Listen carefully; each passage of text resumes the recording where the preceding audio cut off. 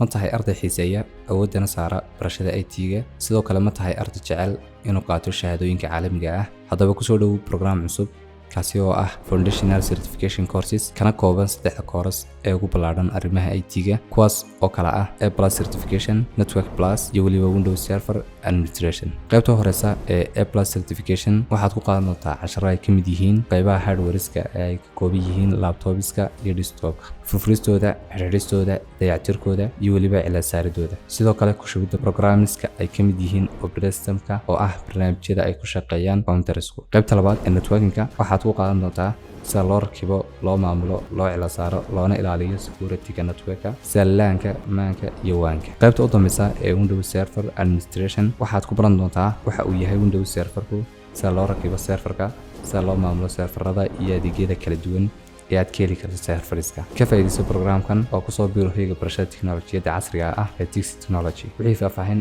iyo macluumaad intaa dheeri ah nagala soo xidhiidh lambarada iyo ciwaanada shaashada kaaga muuqda. mahadsanid.